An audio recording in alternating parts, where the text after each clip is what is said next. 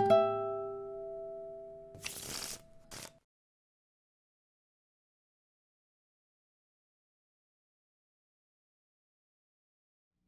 live 2 blocks from Pratt Institute, a private art college in Clinton Hill, Brooklyn. On the weekends, I often venture into its sculpture park, its main campus essentially, which is open to the public 24 hours a day, 7 days a week. At some point toward the end of the summer of 2012, around September 1st, I noticed the appearance of graffiti defacing many, at least 15 of the placards that surround and provide information about the sculptures in the park. I insist this graffiti wasn't my doing. Nonetheless, it was intriguing. Here are some examples of the vandalism. In my opinion, this is not the work of an artist looking to simply tattoo the same egocentric message that most graffiti artists in Brooklyn paint on public spaces, private property in most cases. It's different, not necessarily any less malignant, but still not the same. First, nowhere on these amendments did the writer sign his or her name. Second, the edits actually improve the quality of the writing. Here, the writer corrects an apostrophe mistake.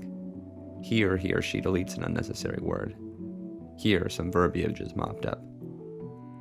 The writer is so persistent that one wonders if some inspired flash convinced the vandal that correcting Pratt's typos would create a second piece of art unto itself. The mystery of whodunit certainly injects irony and some measure of ambiguity into the park. But who done what?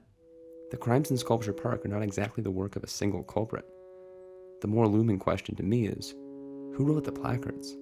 Who knew enough about art and the artist to earn the right to address these works for posterity in this way? These are the only pieces of writing available on many of these sculptures. How did they get so messed up? I spoke to some of the artists featured in the park and asked them how the placards had been written. Did they compose the text themselves and submit their writing, or were they written by someone on campus? They all told me that the park's main curator, David Weinrip, had written the placards, that they hadn't seen copies of them before they went up alongside their sculptures. This piece, pseudonymously attributed to G.A. Ruda, is actually by David Weinrip. In addition to being the founder and curator of the park, David is also a sculptor and teacher at Pratt. How did the typos on the placards come about? How this what? The typos on the placards. How do you think they happened? Well, I think you've alerted me to that, and we have had editors before. My assistant who does them is French, and so he's not completely connected to the English language, and so I think that's why it often happens. The typos happen.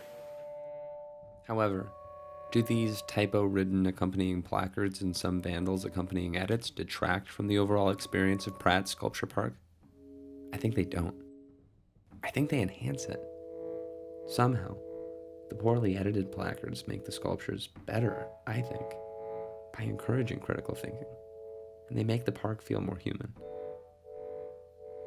For some closure, I've been trying to find this Vigilante copy editor for a few months now. I've not succeeded yet.